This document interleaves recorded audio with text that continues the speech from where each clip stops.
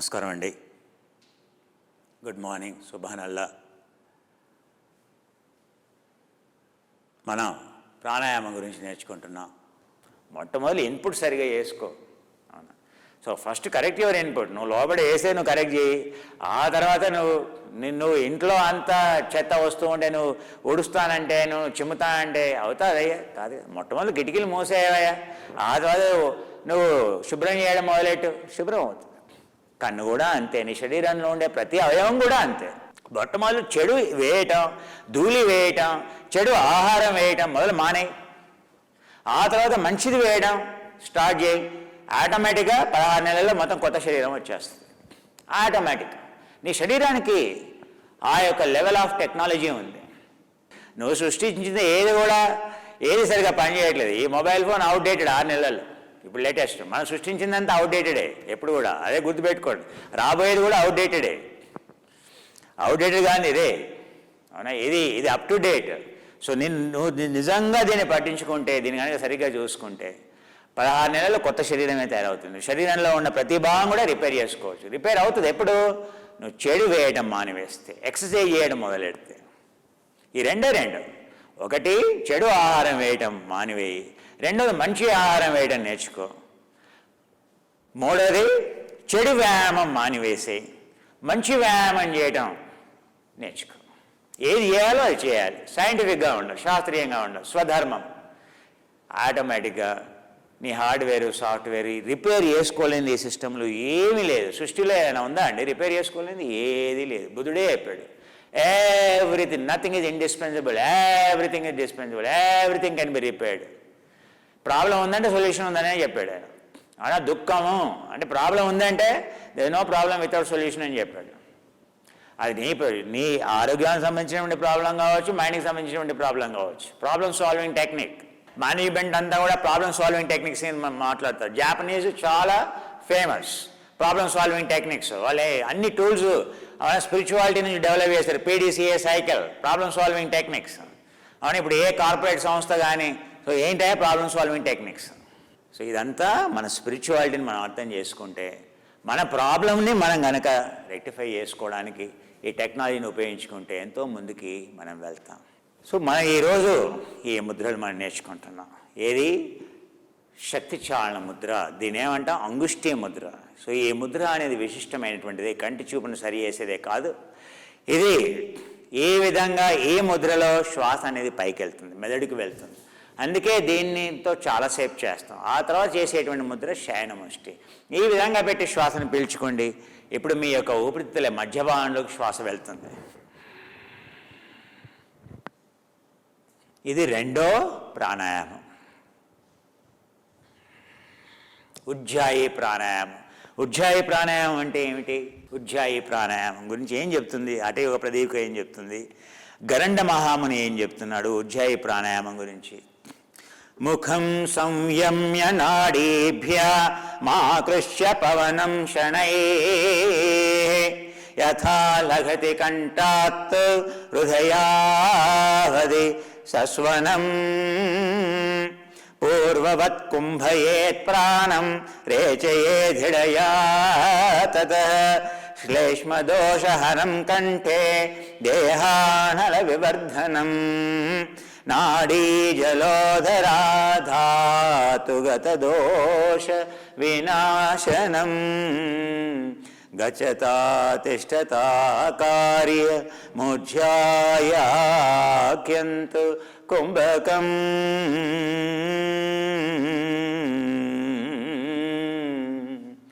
శ్వాసని కొంచెం ఇలా ముఖం సంయమ్య నాడీభ్య మాకృష్య పవనం శనైః యథా లఘతి కంఠాత్ హృదయావధి సస్వనం.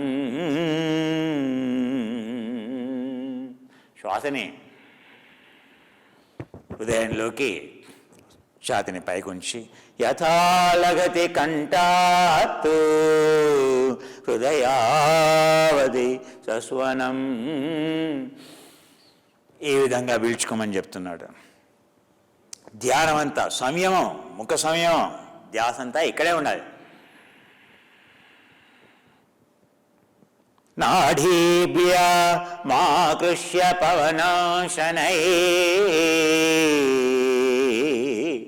పూర్వవత్ కుంభయేత్ ప్రాణం. ఆ విధంగా పీల్చుకొని ఆ శ్వాసను పూర్తిగా లోనికి వెళ్ళనివ్వాలి. రేచయే ధిడయా తతః, ఆ శ్వాస నెమ్మదిగా వదిలేయాలి.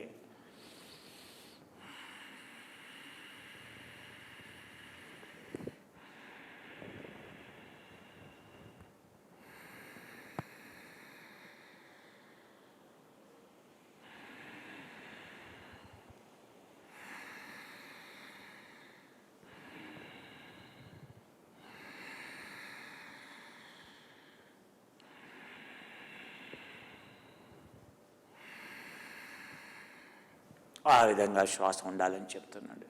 ఉజ్జాయి ప్రాణాయామం గురించి చెప్తున్నాం. శ్లేష్మదోషహరం కంఠే దేహానల వివర్ధనం. శ్లేష్మం అంటే ఏంటయ్యా? లోపల ఉండేటువంటి కొవ్వు మొత్తం కరిగిపోతుందని చెప్తున్నాడు. నాడీ జలోదరా ధాతుగత దోష వినాశనం.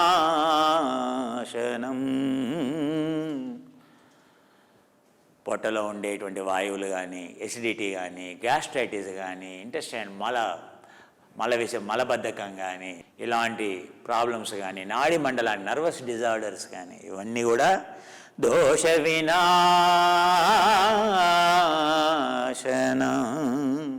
గచ్చతా తిష్టతా కార్య మోక్షాఖ్యంత్ కుంభకం. మహాముని ఏ విధంగా చెప్తున్నాడు? నాసాభ్యం వాయుమాకృష్య వాయుం వక్త్రేణ ధారయే హృద్గలాభ్యాం సమాకృష్య ముఖమధ్యే చ ధారయే. సేమ్ అదే ఇంకో భాషలో చెప్తున్నాడు అంతే. ముఖం ప్రక్షాళ్య సంవేద్య, ముఖంలో ఎలాంటి బాధ కనపడకూడదంట. అవునా? అలా ముఖం పెట్టకూడదని చెప్తున్నాడు. ముఖం ప్రసన్నంగా ఉండాలి. ముఖమధ్యే చ ధారయే ముఖం ప్రక్షాళ్య సంవేద్య కుర్యా జాలంధరం తతః. జాలంధరం అంటే ఏంటి? శ్వాసను పీల్చుకొని ఛాతి లేచిందంటే జాలంధరం అంట. జాలంధరం అంటే ఏంటయ్యా? ఛాతి లేచిందంటే ఏంటి? పొట్ట పైకి లేచిందని అర్థం. పొట్ట ఫ్రీ, ఉదరం ఫ్రీ అయింది. ఏమైంది? ఫ్రీ అయింది. ఉదరం ఫ్రీ అయింది. సో పొట్ట ఫ్రీ అయిందంటే ఛాతి పైకి లేస్తే ఏమవుతుంది? పొట్ట ఫ్రీ అయిపోతుంది. దాన్ని ఏమంటాం? జాలంధరం తతః. ఉజ్జాయి అంటే ఛాతి పైకి ఉండాలి అని అర్థం. ఆశక్తి కుంభకం కృత్వా ధారయే విరోధతః.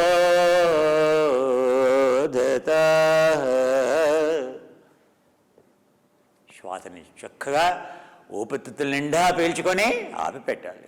ఆపిపెట్టాలంటే ఎంతసేపు లోపలికి వెళ్ళేంత వరకు ఆగాలి. అది లోనికి ఊపిరితిత్తులకి కింది భాగంలోకి వెళ్ళనే లేదు. నువ్వు మధ్యలోనే కట్ చేసి శ్వాసను వదిలేస్తా అంటే ఎలాగయ్యా? అందుకని పూర్తిగా లోనికి వెళ్ళనీయాలి అని చెప్తున్నాడు.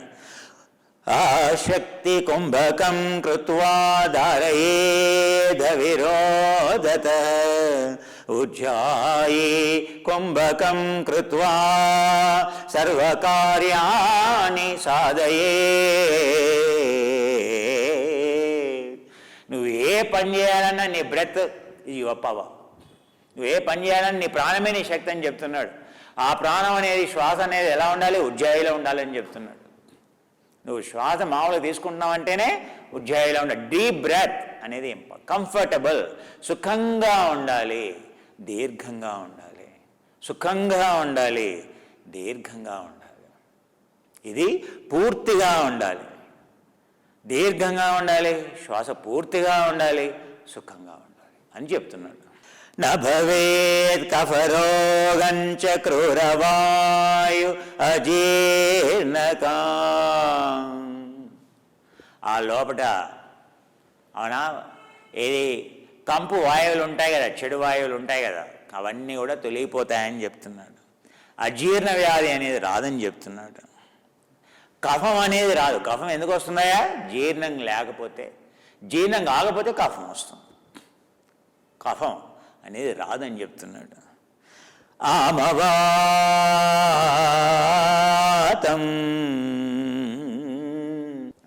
పెరాలసిస్, ఏది నాడులకు సంబంధించినటువంటి వ్యాధులు, పెరాలసిస్ కానీ వీక్గా కావటం కానీ, అవును ఇలా ఇలా ఇలా ఇలా కొట్టుకుంటూ ఉంటాం, ఇలా ఇలా కొంతమందికి చూస్తాం కదా, ఇలా ఇలా చేయవుతూ ఉంటాం. ఆమవాతం క్షయం కాసం జ్వరప్లీహా న విద్యతే సా నా విద్యతే. ఇమ్యూనిటీ, ప్లీహం, స్ప్లేన్, ఇమ్యూనిటీ, రోగనిరోధక శక్తి అనేది అద్భుతంగా ఉంటుంది. జరా మృత్యు వినాశాయ, యాంటీ ఏజింగ్. నువ్వు ఎప్పుడు కూడా అవునా చర్మం ఎప్పుడు మెరుస్తూ ఉంటుంది, ముడతలు పడవు ఎక్కడ చూసినా కూడా.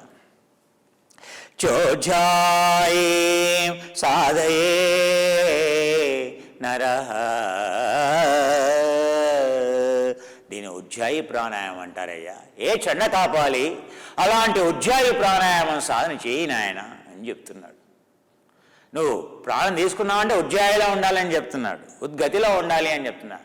అన్నింటినీ జయింపజేసేది ఉజ్జాయి. ఆ తర్వాతనే శీత్కారి ప్రాణాయామం వస్తుంది. సో అందుకే మనం ఇందులో కానీ ఏ ముద్ర, ఇందులో కానీ ఇందులో కానీ ఇందులో కానీ ఇందులో కానీ ఇందులో కానీ ఇందులో కానీ ఎందులోనైనా కూడా మనం చేసేటువంటి ప్రాణాయామం ఉజ్జాయి ప్రాణాయామం. కృష్ణమాచార్య ట్రెడిషన్కి వెళ్ళారంటే చాలు ఉజ్జాయి ఉజ్జాయి ఉజ్జాయి. ఉజ్జాయి అనేది ప్రత్యేకంగా కూర్చొని చేసే ప్రాణాయామం కాదు. ఉదయం నుండి సాయంత్రం నువ్వు ఆసనం వేసినా, నువ్వు ప్రాణాయామం చేసినా నీ యొక్క శ్వాస ఉజ్జాయిలో ఉండాలి. బాగా గుర్తుపెట్టుకో. అర్థమైందని? ఉజ్జాయి అనేది మన యొక్క జీవితంలో ఒక భాగంగా మారిపోవాలి, అదే అలవాటుగా మారిపోవాలి. అప్పుడు నువ్వు ఆరోగ్యంగా ఉంటావని అర్థం. దాన్ని ఏమంటాం? డయాఫ్రమెటిక్ బ్రీదింగ్ అని అంటాం, డీప్ బ్రీదింగ్ అని అంటాం, దాన్నే స్టర్నమ్ బ్రీదింగ్ అని అంటాం, బాక్స్ బ్రీదింగ్ అంటాం, చెస్ట్ బ్రీదింగ్ అంటాం, బాక్స్ బ్రీదింగ్ అంటాం, జాలందరం బాక్స్ బ్రీదింగ్ అంటాం. ఈ విధంగా శాస్త్రం చెప్తుంది. మనం ప్రతిరోజు ఒక విభిన్నంగా మనం సాధన చేయాలి. చేస్తేనే మనం సంపూర్ణ ఆరోగ్యంగా ఉంటాం. శరీరంలో ఉండేటువంటి అన్ని అవయవాలకి, అన్ని వ్యవస్థలకి, ముఖ్యంగా మనసుకి ఎంతో ఆరోగ్యాన్ని, ఆనందాన్ని ఇచ్చేటువంటి ఈ క్రియల్ని మనం ఈరోజు సాధన చేద్దాం. ఇప్పుడు మనం మొట్టమొదటిదైనటువంటి క్రియని చేద్దాం. నెమ్మదిగా శ్వాసను పీల్చుకోండి, నెమ్మదిగా వదిలేస్తే ఎవరికైతే కళ్ళు తిరిగేటువంటి జబ్బు ఉందో, ఎవరి లోపలైతే గ్లూకోజ్ డయాబెటీస్ ఉందో, షుగర్ పడిపోయేటువంటి గుణం ఉందో, ఎవరి లోపలనైతే వర్టిగో లాంటి ప్రాబ్లమ్స్ ఉన్నాయో, ఎవరి లోపలైతే బ్లడ్ ప్రెషర్ తక్కువ ఉంటుందో, బ్లడ్ ప్రెషర్ తక్కువ ఉంటుంది, లో బీపీ అని అంటాం, లో బీపీ అని అంటాం. లో బీపీ ఉండేటువంటి వాళ్ళు, హై బీపీ ఉండేటువంటి వాళ్ళు ఇలా తిరగటం, నెమ్మదిగా తిరగండి ఇలా, అంతే. అంతేగాని వేగంగా తిరగకూడదు. ఇలా కొన్ని విషయాల్ని మీరు మనసులో పెట్టుకోవాలి. నేను అన్నీ ఒకే రోజు చెప్పటం, ఒకేసారి చెప్పటం ఒకసారి కుదరదు. అలా నెమ్మదిగా నెమ్మదిగా చేస్తూ పోవాలి. నెమ్మదిగా మీ యొక్క ఆరోగ్యం ఎలా అయితే కుదుటపడుతుందో అప్పుడు మామూలుగా చేసుకోవచ్చు. అందుకని చికిత్సా క్రమంలో మీకు ఏదైనా సమస్య ఉంది, చికిత్సా క్రమం అంటే ఏంటి? మీరు ఎంత చేయగలరో, ఎలా చేయగలరో అలా నెమ్మదిగా ఇలా. ఒకసారి ఇలా కూడా చేయలేకపోవచ్చు, అప్పుడు ఇది చేయాలి. ఇలా ఇది మొదటి చేసేది ఇది ఎక్సెల్యుటేషన్, ఇది కూడా దానికి ఎందుకే వస్తుంది. ఇలా 1, ఇలా 2, ఇలా 3, ఇలా 4, ఇలా 5, 6, 7, 8, 9, ఇలా 10. మళ్ళీ ఇలా మధ్య భాగానికి 1, అవునా? 2, ఇలా 3, ఇలా 4, 5, 6, ఇలా 7. మళ్ళీ ఆ తదుపరి పైకి. ఏకం ద్వేనం త్రీణం చతురం పంచమం పరికీర్తితః షడమం సప్తమం ఊర్ధ్వబాహు చాలనం మేరు చాలనం కరిష్యామి. అలా శ్వాస వదిలేస్తూ సంస్కృతం ఎంత చక్కగా ఉంటుంది. మనం సంస్కరించుకుంటున్నాం కనుక, శుద్ధి చేస్తున్నాం కనుక అలా చదువుతూ, అవునా, శ్వాసను పీల్చుకు మీరేం చదవాల్సిన పనిలా అలా వింటూ శ్వాసను పీల్చుకుంటూ వదిలేస్తూ. ఎవరికైతే వ్యాధులు ఉన్నాయో, ఇప్పుడు పైన చెప్పబడినటువంటి వ్యాధులు ఉన్న వాళ్ళు అలా చేయాలి. అవునా, కొంచెం తక్కువగా ఉంది, ఏం ప్రాబ్లం లేదు, అప్పుడు నెమ్మదిగా ఇలా నెమ్మదిగా ఏకం ద్వేనం త్రీణం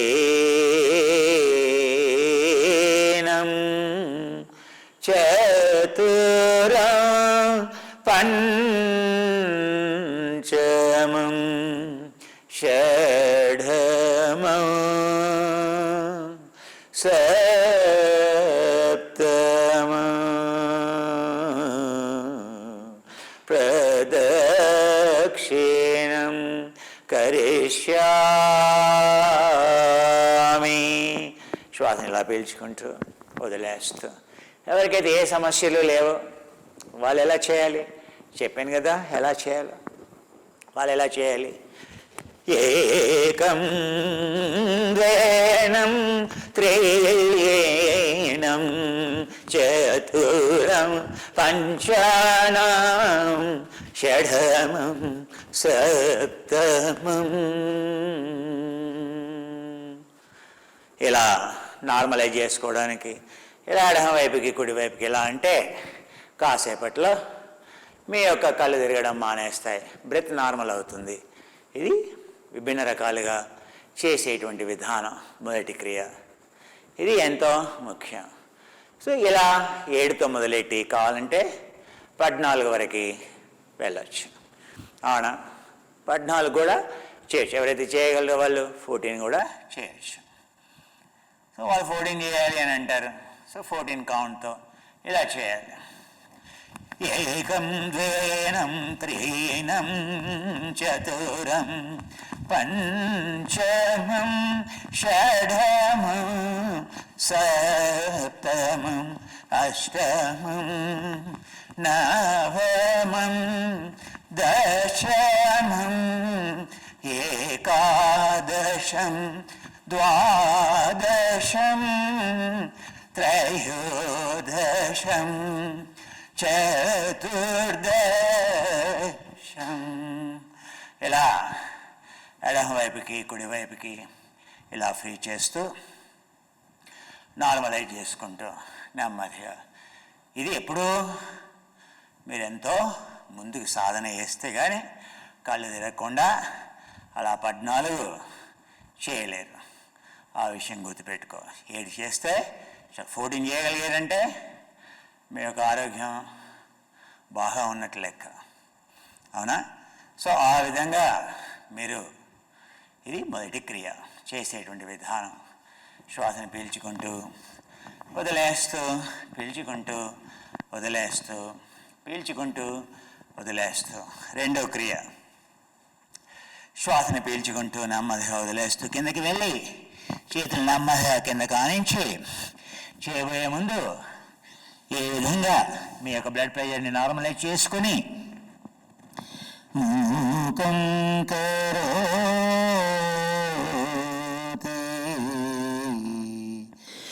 సాధూనాం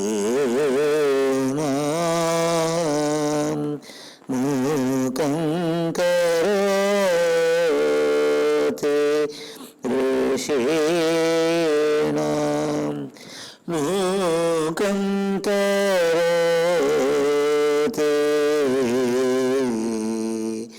మునీనాం మూకం కరోతి యోగినాం మూకం కరోతి గురూణాం.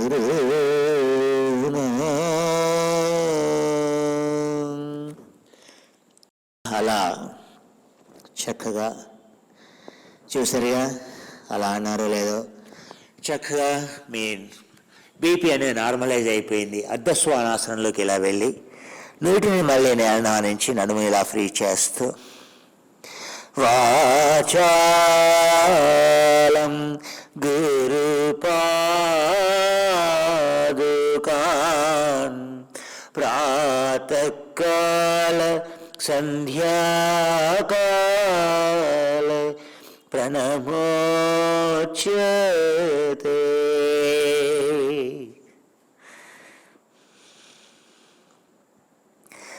నెమ్మదిగా ఉపబాహు అర్ధశ్వానాసనంలోకి వెళ్ళి ఇలా నడుముని ఫ్రీ చేసుకొని నెమ్మదిగా ఇక్కడ నుండి మార్జాలాసనంలోకి వెళ్ళి అలా నడుముని భుజాలని నెమ్మదిగా ఫ్రీ చేసుకొని నెమ్మదిగా ఇలా చేతుల్ని పైకి తీసుకెళ్ళి నెమ్మదిగా చేతుల్ని ఇలా కిందకి దింపుతూ నెమ్మదిగా ఫ్రీ చేసుకొని ఇలా పైనుండి కిందకి నెమ్మదిగా చేసి కృతజ్ఞతాభావంతో నెమ్మదిగా ఇలా నమస్కారం చేసుకుని ఇప్పుడు రెండో క్రియలోకి వెళ్తున్నాం. సో రెండో క్రియ ఏదైతే ఉందో నెమ్మదిగా ఇలా వెళ్ళి నెమ్మదిగా చేతుల్ని నెమ్మదిగా ఇలా ఆనించి కాళ్ళని ఇలా ఫ్రీ చేస్తూ నావాసనంలో వెన్నుముకని ప్రిపేర్ చేస్తూ నెమ్మదిగా పైకి వెళ్తూ నెమ్మదిగా ఇలా ముందుకు వస్తూ నెమ్మదిగా వెనక్కి వెళ్తూ ఇలా వస్తూ నెమ్మదిగా ఆ వెన్నుముకని ఇరుపక్కలా ఉండేటువంటి ఆ కండరాలని ప్రిపేర్ చేస్తూ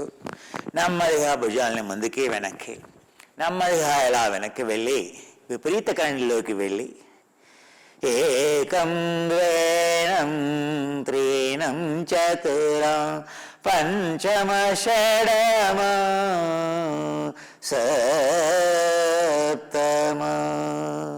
నెమ్మదిగా ఇలా ముందుకు వెళ్ళి నెమ్మదిగా మెడ కింద చేతులు ఇలా ఉంచి లేదా ఇలా ఉంచి ఎలా అయినా పర్వాలేదు.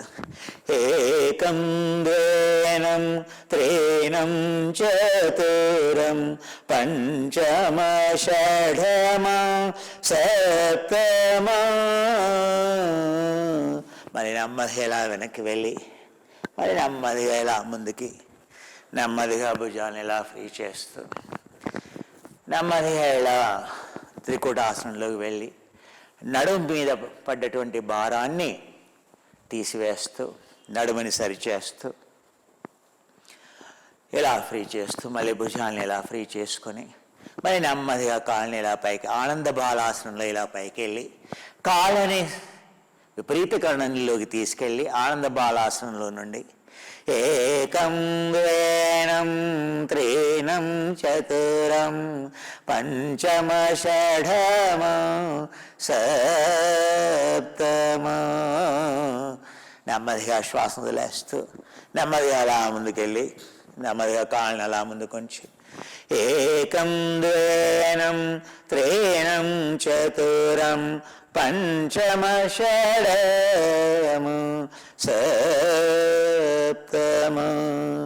నెమ్మదిగా చేతిని ఇలా ముందుకు నెడుతూ మళ్ళీ అలా వెనక్కి వెళ్ళి నెమ్మదిగా ముందుకు వస్తూ మళ్ళీ ఇలా మీ యొక్క గ్రాయిన్ ఏరియాని ఫ్రీ చేస్తూ మీ యొక్క అడక్టాస్ని ఫ్రీ చేస్తూ భుజాల్ని ఫ్రీ చేస్తూ మళ్ళీ ఇలా నెమ్మదిగా వెనక్కి ముందుకి నావాసనంలో వెళ్తూ భుజాల్ని ఫ్రీ చేసుకొని ఇలా ఏకం ద్వేనం త్రీణం చతురం పంచమ షడమ సప్తమ.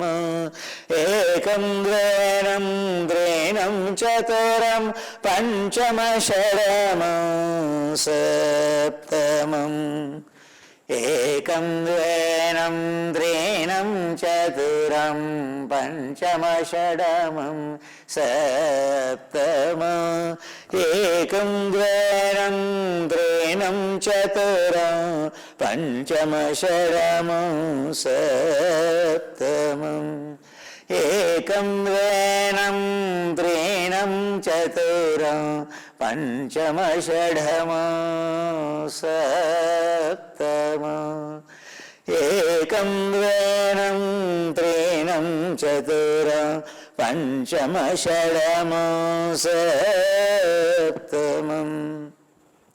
ఏకం ద్వేనం త్రీణం చతురం పంచమ షడమం సప్తమం. ఏకం ద్వేనం త్రీణం చతురం పంచమ షడమం సప్తమం.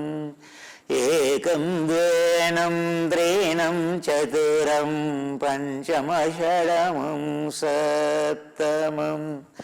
ఏకం ద్వేనం త్రీణం చతురం పంచమ షడమం సప్తమ అష్టమ నవమం దశమ ఏకాదశం ద్వాదశం త్రయోదశం చతుర్దశాని. అలా 14 చేశారనుకోండి, పొట్ట కండరాలు ఆగుతాయి. అప్పుడు ఏం చేయాలి? భస్త్రికా చేయాలి.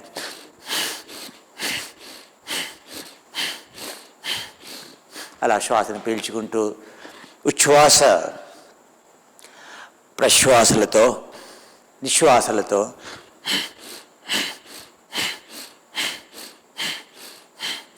పొట్టలో ఉండేటువంటి కొవ్వు కరిగిపోతుంది, మోషన్ ఫ్రీ అవుతుంది, బలహీనంగా ఉండేటువంటి ప్రేవులు బలంగా అవుతాయి. దీనికి మించినటువంటి వ్యాయామం లేదు. సో మొదలు 7తో కూడినటువంటి గణనంతో, ఆ తదుపరి 14 చతుర్దశంతో కూడినటువంటి గణనంతో ఇంకా ముందుకు వెళ్తారు. సో